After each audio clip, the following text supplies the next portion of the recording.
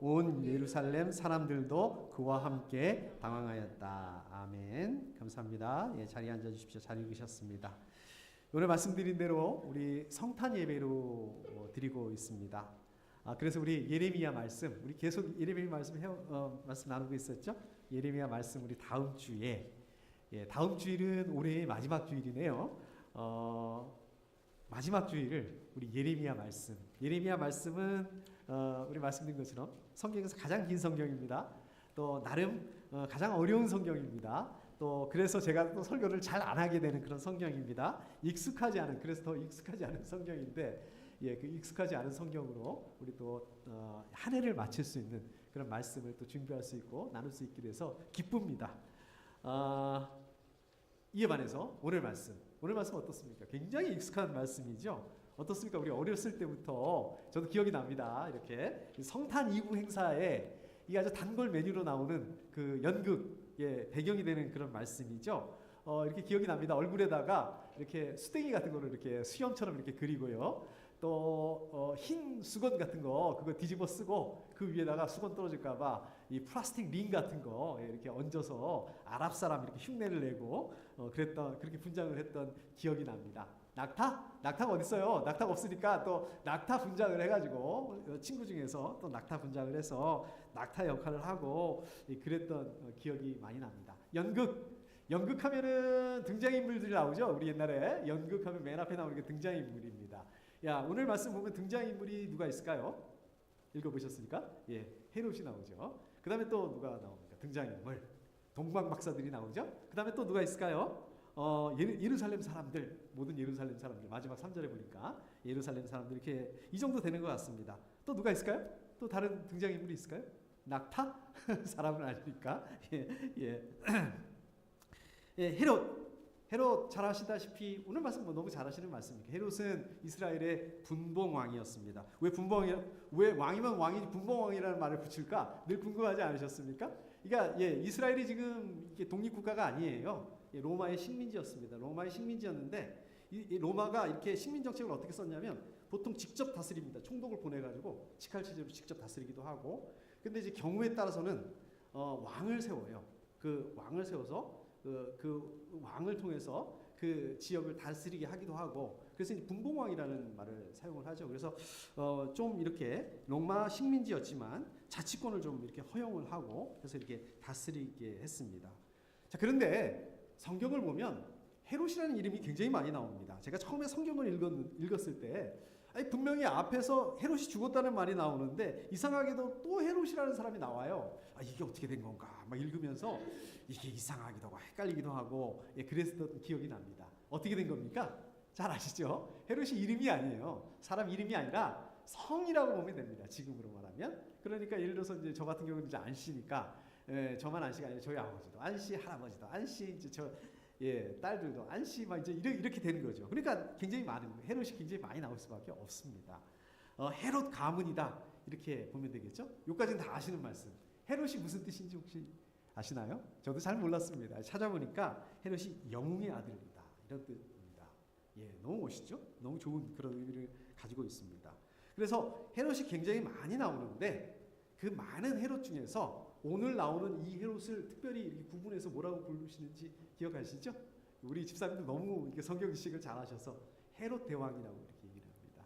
이 헤롯 대왕은 배경을 보시면 정통 유대인이 아니에요. 이두메 사람이라고 들어보셨죠? 이두메 사람. 이제 이두메 사람은 워낙에는 그 뿌리가 어디서 시작을 하냐면 야곱의 형 에서 있죠, 그죠? 에돔 사람들 거기에 피가 섞여 있는 사람들입니다. 그러니까 그 유대인이 아니에요. 정통 유대인이 아닙니다. 유대인이 아닌데 어떻게 왕이 됐을까? 어떻게 유대인이 아닌데 유대인들을 다스리는 그런 분봉왕이 됐을까? 좀 얘기하자면 긴데 나중에 이제 성경 공부 시간에 기회가 되면 좀 보고 아버지 때에 아무튼 이 헤롯 왕에 이르러서 로마에다가 나라를 갖다 바치죠. 그래서 왕이 됐죠. 그 덕분에 이제 공로를 인정을 받아서 왕이 됐죠. 그래서 이제 다스리게 됐는데 그 다스림을 받는 유대인들이 어떻겠습니까? 저 유대인도 아닌데 이 유대 사람도 굉장히 강하잖아요. 정통 유대인이냐 아니냐, 어느 가문이냐, 어느 집안이냐, 이게 굉장히 중요하잖아요. 이런 거는 좀 우리 한국하고 좀 비슷한 정서인 것 같아요. 근데 이게 뭐 유대인도 아닌 게 왕이라고 다스리니까 어떻게 하겠습니까? 겉으로는 뭐 로마가 워낙 강력한 나라가 있으니까, 그 뒷배가 있으니까 말을 못 하겠지만 속으로는 어떻겠습니까? 당연히 좋아하지 않겠죠. 그리고 이거를 헤롯 대왕도 모를 리가 없겠죠. 그러니까 어떻습니까? 이 유대인들의 좀 호감을 사기 위해서, 호감을 사자, 그래서 예루살렘 성전을 건축을 해주죠. 굉장히 유명한 헤롯 성전이라고 부르죠. 예, 그래서 성전을 건축해 줍니다. 왜 그랬을까요? 자기 왕위에 대한 집착이 강해서, 그러니까 왕권을 지키기 위해서 그렇게 했습니다. 이 사람이 어느 정도냐면, 이 왕위에 대해서 도전하는 사람은 아주 가차없이 잔인하게 죽여버립니다. 어느 정도냐면 자기 부인, 그 다음에 아들 둘까지 이 왕위에 도전한다, 이렇게 그 얘기를 듣고 과감하게 살해해버립니다. 이게 설교 시간에 뭐 죽인다, 살해한다 이런 말은 이렇게 좀 그렇긴 한데, 그래서 무척 잔인한 왕으로 유명합니다. 그 다음에 나오는 등장인물 동방박사들이 너무 익숙합니다. 우리 찬양에도 많이 나오고. 몇 명일까요? 동방박사 세 사람. 예, 찬송가에 나오잖아요. 동방박사 세 사람이 어쩌고 저쩌고. 예, 맞을까요? 과연 3명 맞을까요? 아마 틀릴 겁니다.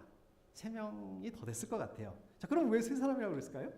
여러분들 같이 읽지는 않았지만 11절인가요? 뒤에 보면 11절에 보면 이제 예수님께 경배를 하고 선물을 드리죠. 3개를 드려요. 뭐 드립니까? 황금과 그 다음에 유황과 모략, 이렇게 3개를 드립니다. 그래서 아마 세 사람이라고 알려지고 생각한 것이 아닐까, 이런 생각이 듭니다. 이 동방박사라는 말이요, 원래 원어에 보면 마고스라는 뜻입니다. 이제 그 남성 복수형을 써가지고 마귀가 아니라 그냥 마귀 할 때, 예, 그 마귀라고 이렇게 원어에 보면 이렇게 써 있는데, 이게 무슨 뜻이냐면요, 박사라고 이렇게 번역을 했지만 뭐 지금의 뭐 신학 박사, PhD 이런 의미가 아니라 뭐 그런 의미도 가지고 있고요. 점성술가, 또 마술가, 이런 것들을 가지고 있는, 그런 의미를 가지고 있는 단어예요. 그리고 이 사람들은 보통 이런 단어를 쓰는 사람들은 보통 어디 사람들이냐면 동방, 그러니까 이스라엘의 동쪽이죠. 예, 바빌로니아, 페르시아, 그쪽 사람들입니다. 그러니까 아마 동방박사들은 바빌로니아나 페르시아에서 온 사람들이다. 그러면 아까 우리 전사님이 먼 거리에서 왔다 그러는데 얼마나 먼지, 제가 자료를 한번 찾아봤더니요, 900마일 정도, 1000마일 정도 떨어진 곳입니다. 야, 굉장히 먼 거리죠. 자, 그 당시 상황으로 보면 이 900마일, 1000마일 정도면 한 몇 달 걸려서 왔을 거예요. 걸어왔으니까. 그렇게 먼 거리를 걸어서 와야 되는데 3명이 온다? 이게 좀 말이 안 되죠. 3명이 온다, 이거 좀 말이 안 되는 것 같아요. 거기다가 새로 태어난 왕을 경배하기 위해서, 예배하기 위해서, 어떻게 보면 사절단이잖아요. 사절단이 왔는데 달랑 3명이 온다? 이건 좀 말이 안 되는 것 같아요. 그래서 동방박사는 3명보다는 좀 많은 숫자가 아니었을까, 많은 학자들이 그렇게 얘기를 합니다. 자, 그리고 세 번째 등장인물, 마지막 등장인물, 우리 3절에서 간단하게 나오는데, 예루살렘 사람들. 이 사람들은 뭐 조연, 단역, 그 다음에 뭐 엑스트라, 뭐 이 정도 되는 것 같습니다. 4절에 보면 아마 그 대제사장들, 또 율법학자, 이렇게 봐도 될 것 같습니다. 자, 그렇다면 이 연극, 또 이 말씀은 예수님의 탄생과 무슨 관계가 있을까요? 이게 안 넘어갔네. 예, 예수님의 탄생의 의미를 오늘 말씀하고 어떻게 연결해서 찾아볼 수 있을까요? 오늘은 예수님의 탄생의 의미를 오늘 말씀을 통해서, 이거를 중심으로 해서 좀 말씀을 나눠보도록 하겠습니다. 자, 먼저 1절의 앞부분을 보시면, 제가 한번 다시 읽어보겠습니다. 헤롯 왕 때에 예수께서 유대 베들레헴에 나셨다, 이렇게 말씀하세요. 자, 그런데 성경을 보시면 예수님의 고향, 그러니까 예수님께서 자라시고 또 공생애를 처음에 시작한 곳, 처음에 활동하셨던 것, 거기가 어디죠? 기억나시나요? 베드로 어디서 만나셨어요? 우리 예수님께서 호숫가, 무슨 호숫가죠? 갈릴리 호숫가에서 만나셨죠. 예. 그리고 빌립이라는 예수님의 제자가 내가 메시아를 만났어. 근데 그 메시아가 예수님이야. 그리고 그거를 자기 친구한테 자랑을 얘기를 해요. 그 친구 이름이 누굽니까? 나다나엘. 예. 나다나엘. 이 사람이 이제 나중에 제자가 돼요. 예. 바돌로메라고도 이렇게 나오기도 하죠. 예. 제자가 되는데 아무튼 이 사람이 뭐라 그러냐면 야 무슨 나사렛에서 선한 것이 나올 수 있어 아니라는 얘기죠. 그럴 수 없다는 얘기죠. 자 이렇게 얘기를 합니다. 아무튼 이런 것들을 보게 되면 예수님의 고향이 어디다? 예, 갈릴리 나사렛이다라는 것을 알 수 있습니다. 근데 오늘 말씀을 보면 갈릴리 나사렛이 아니네요. 예, 유다의 베들레헴에서 태어났다라고 말씀하시죠. 이게 왜 다르죠? 이게 왜 나사렛인데 왜 베들레헴에서 태어나시게 되는 거죠? 저는 이게 참 안 맞아. 그러니까 어렸을 때 제가 이렇게 성경을 보면서 성경을 좀 비판적으로 볼 때가 있었습니다. 이 성경이 이러니까 엉터리구나 이렇게 생각했던 적이 있습니다. 물론 뭐 지금은 우리 목사님처럼 제주도에서 태어나서 서울에 와서 자라날 수도 있고 또 한국에서 태어났지만 또 미국에 와서 이렇게 사는 경우도 있고 이렇게 좀 이렇게 활동 범위가 굉장히 넓잖아요. 그런데 그 당시는 어떻습니까? 2000년 전이거든요. 한번 생각해 보십시오. 고향을 떠나서 산다. 이건 쉬운 일이 아닙니다. 거의 그런 일들이 없습니다. 자, 근데 제가 뭐 이렇게 장황하게 얘기하지만 벌써 다 아시죠? 예, 벌써 다 아시는 말씀이죠. 누가복음 2장에 보면 그럴 만한 사연이 있죠. 어떤 사연이 있었습니까? 예수님의 부모님 누구죠? 요셉하고 마리아가 원래 그 북쪽의 갈릴리 지방의 나사렛이라는 곳에서 살았는데 로마 황제가 명령을 내립니다. 무슨 명령을 내립니까? 다 호적을 해라. 예, 호적 등록을 해라 라고 얘기를 해요. 그러니까 호적 등록을 요새는 뭐 다 인터넷으로 뭐 해버리면 되지만 그 당시는 찾아가야죠. 저 어렸을 때만 해도 그랬던 것 같아요. 저희 아버지 호적에 저희 아버지가 이제 경기도 남양주인데 이제 거기를 이렇게 가고 그랬던 기억이 납니다. 그래서 이분들도 본적지 그 호적지 남쪽의 유다 지방 베들레헴으로 가게 됐다. 그런 내용들이 나오죠. 다 아시고 계시죠. 자, 그러면 궁금한 점이 또 하나 생기죠. 아니 누가복음에서는 그걸 다 기록을 하고 있는데 왜 마태복음은 이러한 사실을 기록하지 않고 바로 이렇게 쓰고 있을까? 왜 이렇게 써가지고 사람 헷갈리게 만들까? 왜 그럴까요? 마태는 예수님 탄생에 대한 그런 구체적인 기록, 뭐 구구절절히 이 사람들이 원래는 북쪽 사람들인데 나사렛 사람들인데 이만 상황 때문에 남쪽으로 가게 됐고 거기서 애가 태어나게 됐고 거기서 예수님이 태어나게 됐고 이런 얘기보다는 어디다 포커스를 맞추고 있습니까? 마태는 구약의 예언을 성취하기 위해서 오신 분이 바로 예수님입니다. 구약의 예언이 이렇게 메시아에 대한 예언이 이렇게 성취되었다. 이거를 강조하고 있죠. 그래서 그 미가서 5장 2절 말씀 이게 오늘 우리 저기 성경 읽기 거기 순서에 딱 들어있더라고요. 제가 다 한번 읽어보겠습니다. 너 베들레헴 아브라다야 너는 유다의 여러 족속 가운데서 작은 족속이지만 이스라엘을 다스릴 자가 네개에서 네개로 나올 것이다. 자 이렇게 말씀하시는데 그러니까 이 예언의 성취다라는 것을 지금 마태가 강조하고 있는 것입니다. 원래 갈릴리 나사렛에서 살던 요셉과 마리아가 원래 그 호적지 고향 그 베들레헴으로 호적 등록을 하러 간 때에 출산을 할 건데 결국 이거는 뭐다? 그때 태어난 예수님 이거는 왜 하필 그렇게 태어나야 되느냐? 이거는 구약 미가 예언자의 예언에 대한 성취를 하기 위해서 성취다 이거를 얘기하고 싶은 거죠. 지금 요거를 강조하고 있는 거죠. 자, 이 말씀은 예수님께서 태어나신 게 어떤 일이다? 우연하게 일어난 일이 아니다. 이분이 평범한 분이 아니다. 평범하게 태어나신 것이 아니다라는 것을 이것을 통해서 강조하고 있는 것입니다. 마태는. 거기다가 여러분 한번 생각해 보십시오. 예수님께서 태어나게 된 거는 누가 통치하던 시대라고 그랬습니까? 아까 헤롯 중에서도 헤롯 대왕이 어떤 사람이라고 말씀드렸습니까? 굉장히 잔인한 사람이다. 잔혹한 사람이다. 포악한 사람이었다. 그래서 나중에 16절에 보니까 아기 예수님을 막 찾으려고 그래요. 그러다가 못 찾으니까 2살 아래로 된 남자아이들 전부 다 죽여라. 명령. 한번 생각을 해보십시오. 그냥 말이 쉬워서 2살 아래 그 아기들 다 죽여라 이렇게 얘기를 하지만 그 피덩이 같은 애들 부모 입장에서 이게 얼마나 이게 절망스러운 일입니까? 이게 말이 되는 일입니까? 근데 자기 왕권을 위협할 것 같다. 그냥 뭐 잔인하든 뭐든 뭐 아무 저용 없어요. 다 죽여라. 다 죽여버리는 그런 사람이었습니다. 자, 예수님께서 이렇게 잔인하고 포악한 왕이 다스리던 때에 태어나셨다. 영적으로 어떤 때입니까? 영적으로 암흑기에 깜깜한 밤에 태어나셨다. 다시 말하자면 어떻습니까? 이 구약을 통해서 수없이 말씀하셨던 이 메시아, 이 예언 성취가 아주 평화롭고 너무 살기 좋고 너무 좋아 이럴 때 태어나는 게 아니라 이럴 때 성취된 것이 아니라 어떨 때 태어났던 위기 상황에서 정말 위험하기 짝이 없는 그런 상황 가운데서 예수님께서 역경을 이겨내시고 태어나셨다. 그리고 역경을 이겨내시고 마침내 십자가로 승리하셨다. 이런 메시지로 이어지는 것입니다. 이게 마태의 메시지예요. 오늘 말씀의 메시지입니다. 자, 이 세상은 어떻습니까? 한번 생각해 보십시오. 잘 아시잖아요. 제가 얘기를 안 해도. 에덴 동산 같은 그런 낙원입니까? 아니죠.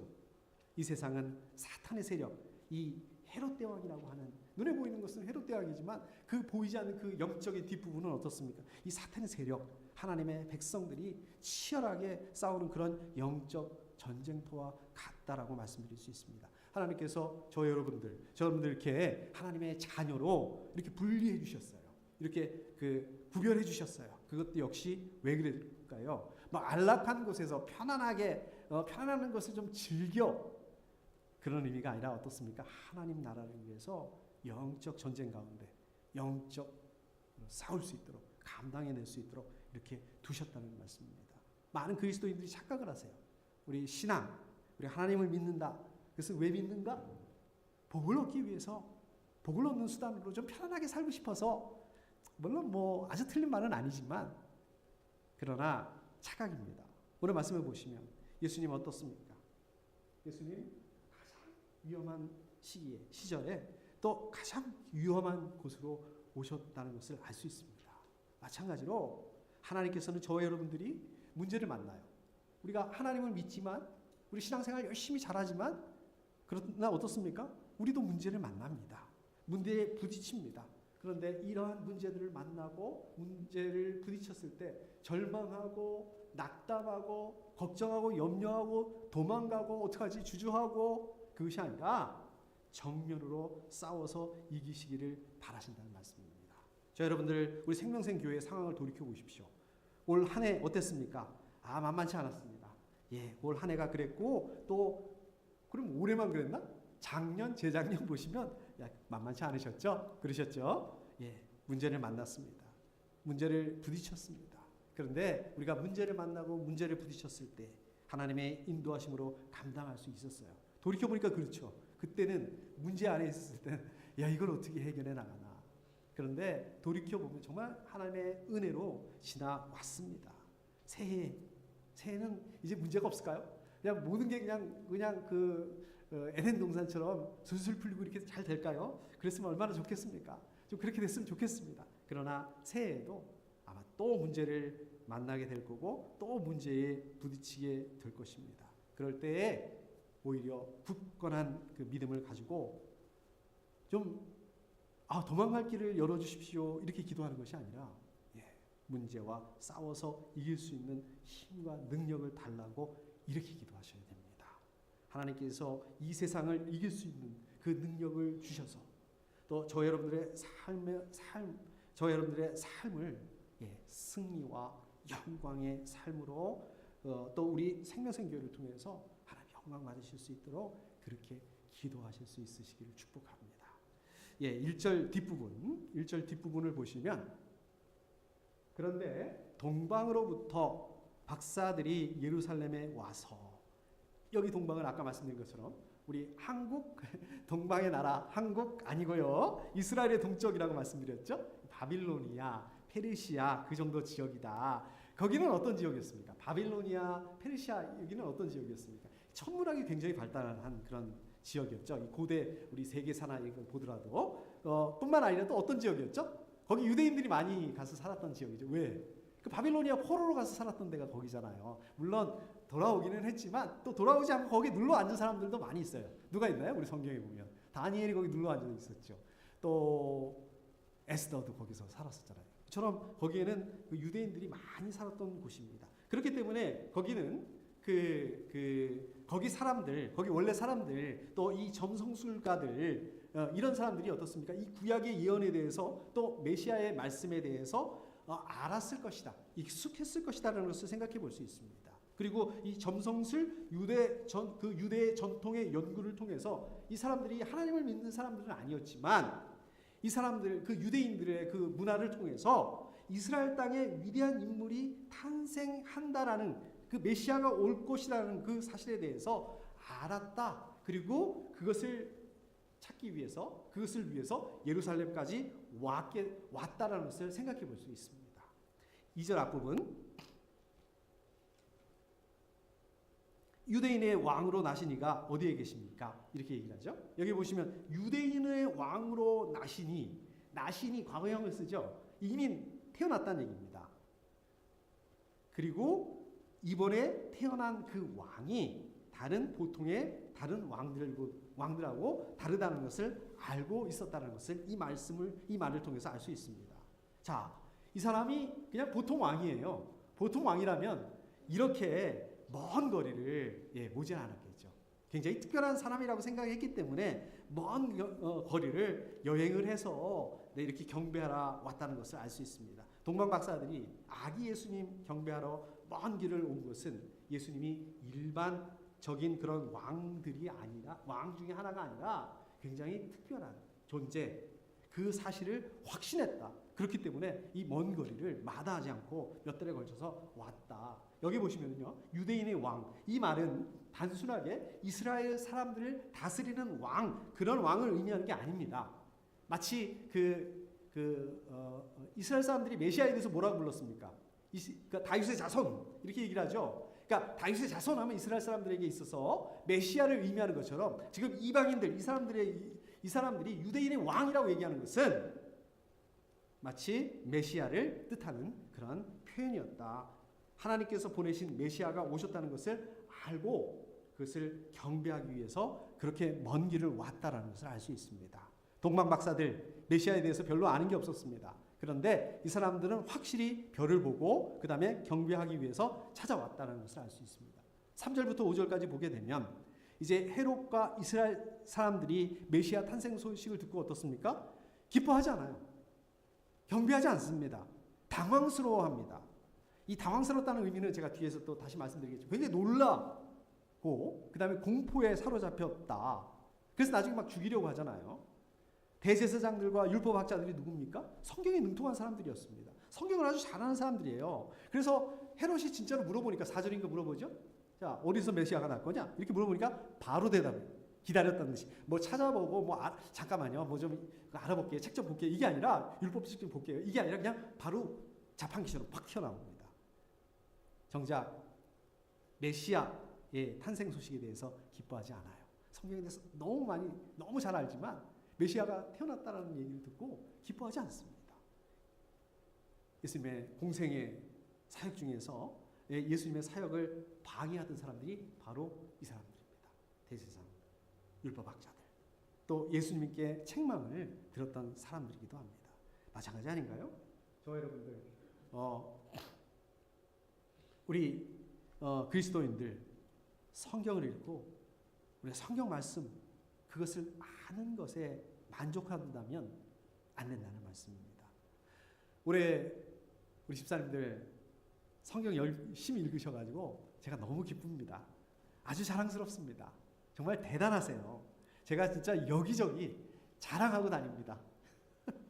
그런데 여기서 만족해서는 안 된다는 것입니다. 우리가 그냥 성경 읽은 것, 성경의 지식 거기서 만족하는 것이 아니라 이 지식을 통해서 더 뜨겁게 우리 주님을 만날 수 있어야 된다는 말씀입니다. 어떻게 만날 수 있을까요? 그게 기도입니다. 내년에는 지난 시간에 제가 말씀드렸던 것처럼 우리 성경 읽기 계속 할 거예요. 성경 읽기 계속 읽으실 뿐만 아니라 기도도 좀 열심히. 혼자 기도하기 힘든데 그래서 좀 제가 같이 기도할 수 있는 방법을 좀 생각해 보고 있습니다. 교제는 뭐 워낙 잘하시니까 앞으로도 또 계속해서 교제 그 다음에 선교도 열심히 선교하니까 부담 갖고 이거 어떻게 되나? 그거 아니고요. 그냥 기도하다 보면 하나님께서 길을 열어주실 것 같아요. 그냥 기도해보자는 말씀입니다. 자, 2절 뒷부분 우리가 동방에서 그의 별을 보고 그에게 경배하러 왔습니다. 자, 우리가 누구죠? 동방 박사들이죠. 동방 박사들이 동방에서, 그러니까 바빌로니아에서, 페르시아에서 별을 봤는데, 별을 발견했는데, 자, 그 별을 보고 여기까지 왔다라고 이렇게 얘기를 하죠. 자, 그러면 그 별이 어떻게 된 걸까요? 궁금하지 않으세요? 저는 궁금하더라고요. 저게 어떤 일이 있었길래 저렇게, 어떻게, 제가 그 사이언스를 전공을 했으니까 저도 굉장히 관심이 많았었습니다. 이 천문학에 어떻게 알고 저를 왔을까? 제가 자료를 한번 찾아봤습니다. 제가 자료를 찾아보니까 BC 7년경에 그 예루살렘 그쪽에서 토성하고 목성이 만나는 현상이 있었답니다. 그래서 굉장히 밝은 별이 있었답니다. 실제로. 그 다음에 그러니까 예수님 태어나기 얼마 전이죠. 또 이 사람들이 또 거기서 또 와야 되니까 시간도 많이 걸리고.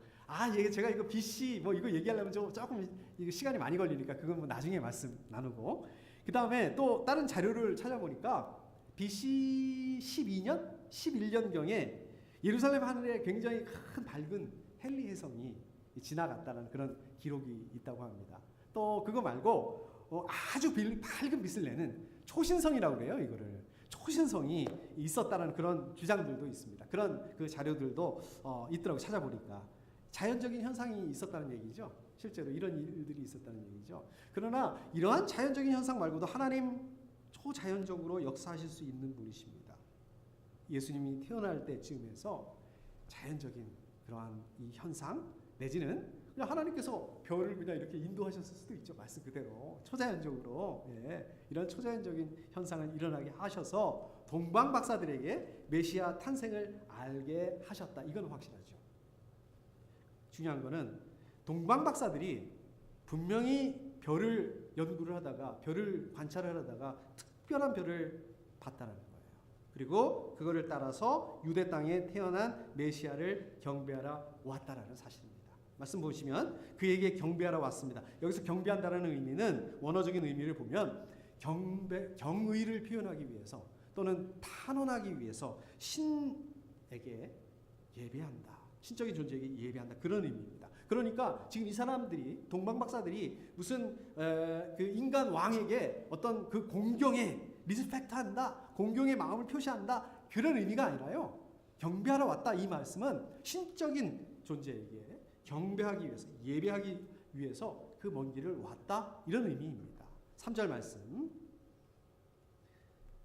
헤롯 왕은 이 말을 듣고 당황하였고 온 예루살렘 사람들도 그와 함께 당황하였다. 당황하였다. 아까도 말씀드렸던 것처럼 당황하였다는 말씀은 공포심을 가졌다는 얘기예요. 그냥 발칵 뒤집어졌다는 얘기입니다. 헤롯이 자기가 왕인데 유다를 다스릴 왕이 태어났다? 이거는 무슨 얘기입니까? 이 말이 안 되는 거잖아요. 자기 통치권에 대한 심각한 도전이잖아요. 심각한 위협이잖아요. 받아들일 수가 없죠. 아까도 말씀드렸잖아요. 그냥 뭐 자기 왕권을 위협하는 거는 부인이든 아들이든 다 죽이는 그런 사람이었다. 동방 박사들이 유대인의 왕이라고 했던 말, 4절에 그 말을 4절에 보면은요, 헤롯이 뭐라고 바꿔요? 그리스도라고 바꿉니다. 바꿔서 말합니다. 그러니까 이 말은 무슨 말씀입니까? 동방 박사들이 말한 그 유대인의 왕, 이 말을 이 헤롯은 구약 성경에서 말씀하고 있는 메시아라는 존재라는 것을 헤롯이 이미 알고 있었다는 얘기예요. 그러니까 유대인의 왕이라고 얘기를 안 하고 유대인의 왕이라는 그 표현을 그리스도라는 말로 바꿔서 그리스도가 언제 태어날지 좀 알아봐라 이렇게 얘기하지 않습니까? 지금 태어난 아기가 메시아라는 그 사실을 알고 있었고 그 사실 때문에 헤롯이 어떻다? 더 공포스러웠고 더 두려워했고 더 걱정할 수밖에 없었다. 아까도 말씀드렸던 것처럼 정말 그냥 자기 부인과 아들을 죽일 그 말한 그러한 사실이었다는 그것을 보게 되면 이 메시아의 탄생 그것은 헤롯에게 얼마나 큰 초조감과 위협감과 두려움을 주는 그러한 사건이었다는 것을 알 수가 있습니다. 자, 좋아요. 헤롯은 뭐 당황할 수밖에 없죠. 자, 그런데 그 뒤에 보시면 온 예루살렘 사람들도 그와 함께 당황했다. 이건 뭐죠? 이건 어떻게 되는 거예요? 이 사람들은 왜 당황하죠? 생각해 보십시오. 이 구약 시대가 끝나고 신약 시대가 시작하기 전 이걸 뭐라고 그럽니까? 중간기라고 그러죠. 이게 한 400년 정도 된다고 하죠. 400년 동안 이 사람들 어땠습니까? 하나님의 계시가 없었어요. 또 이 시대가 어떤 시대입니까? 로마, 로마의 압제, 로마의 식민지, 로마의 압제로 인해서 고통을 받는 그런 상황들입니다. 그런 상황들에서 이 사람들이 어떻습니까? 메시아를 기다렸어요. 메시아를 애타게 기다렸던 그런 사람들이었습니다. 자, 그런데 그러면 헤롯은 그렇다 치자고요. 아까도 말씀드렸던 것처럼 그러한 자기의 그 왕권의 위협을 받을 수 있으니까 헤롯은 그렇다 치고 헤롯과 다르게 메시아가 오셨다는 말을 듣고 당황할 이유가 없다는 거예요. 이 사람들은요. 그렇지 않습니까? 오히려 메시아가 오셨다? 와, 우리가 기다리던 메시아가 오셨다. 환영하고 기뻐해야 했습니다. 그런데 이 사람들은 어떻게 했다?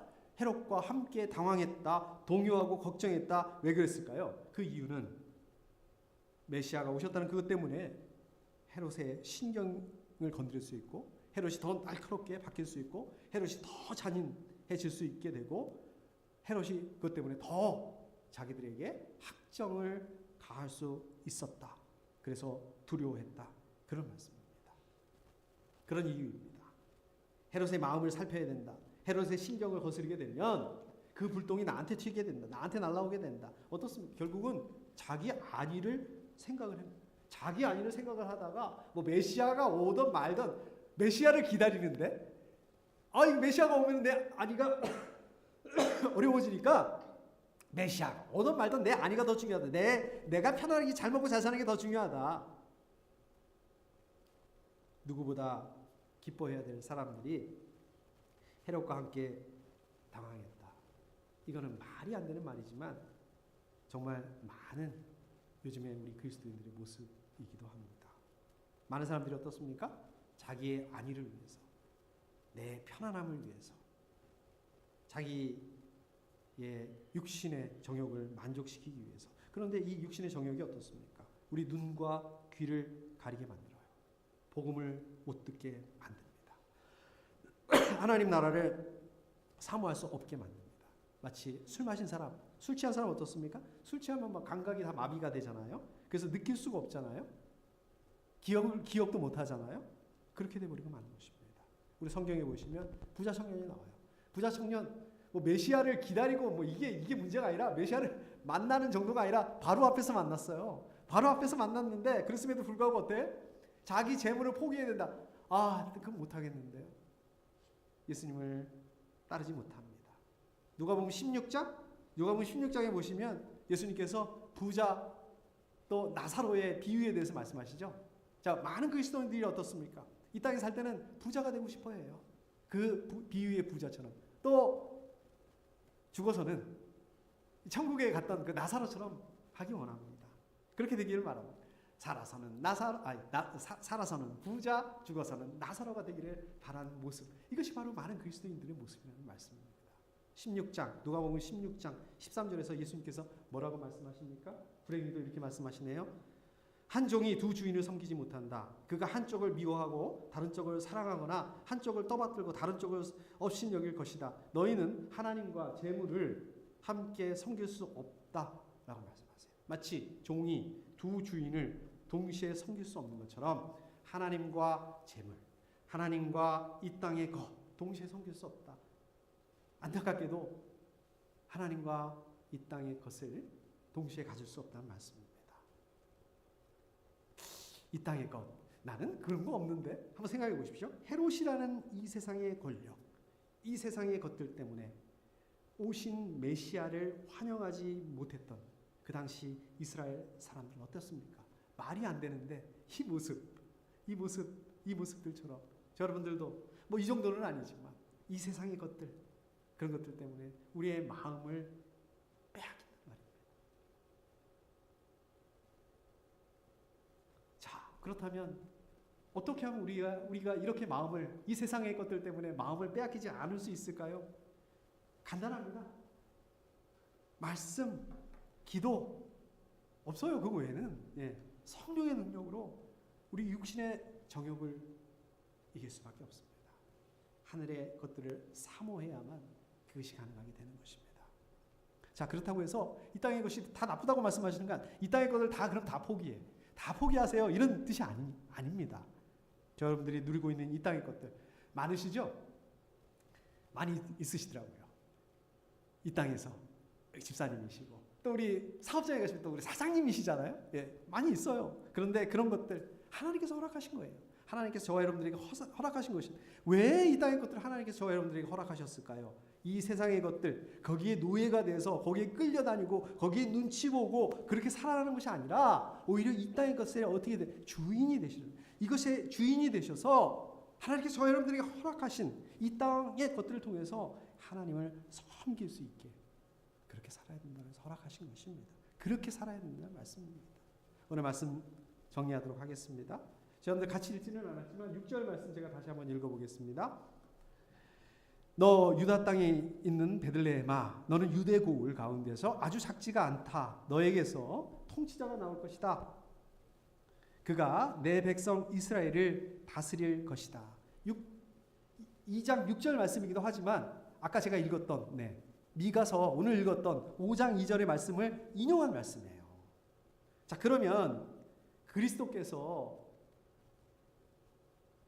왜 하필 베들레헴에서 태어나야 된다라고 말씀하셨을까요?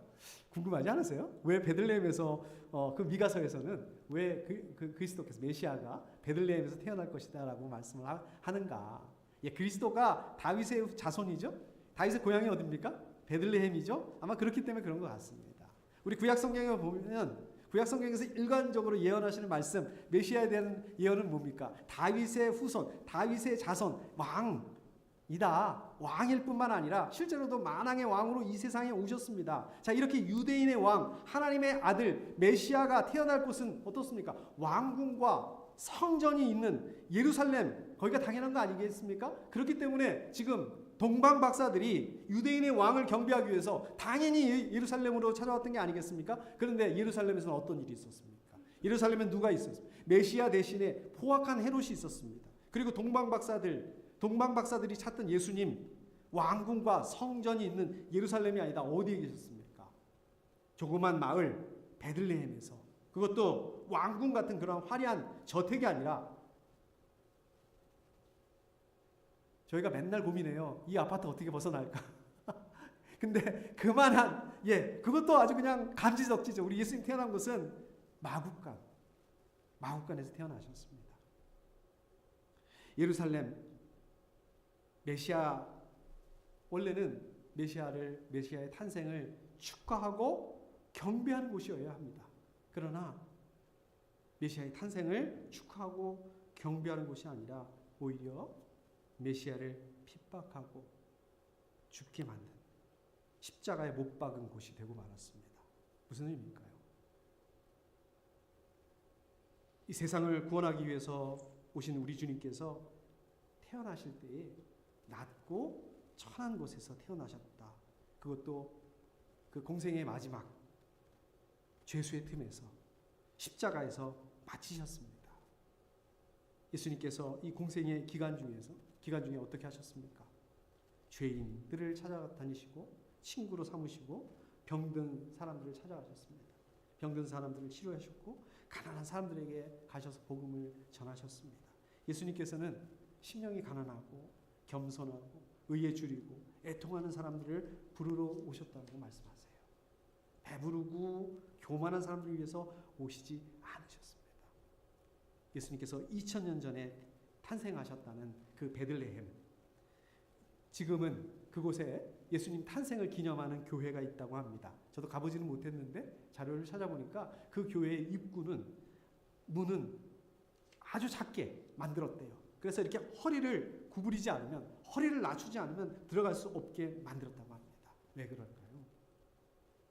가난하고 겸손한 사람들의 친구, 그 친구로 이 세상에 오신 주님, 그 하나님의 나라에 목이 곱고 교만한 사람들은 들어갈 수가 없다는 말씀입니다.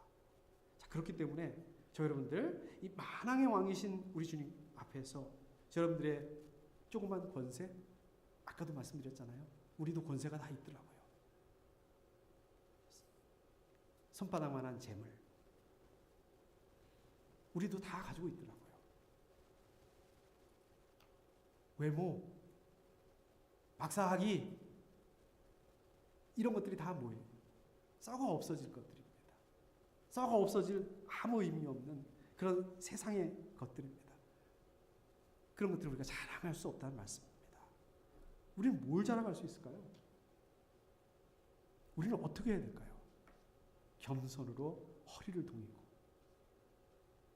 말씀드렸던 것처럼 우리 생명생교회 표 진리로 허리를 동이고, 우리 내년도 표인데 진리와 겸손으로 허리를 동이고 선한 삶, 하나님을 예배하는 그런 삶을 통해서 우리 역시 가난하고 겸손한 사람들의 목자로 오신 예수 그리스도의 탄생, 그 성탄의 의미를 기억하시기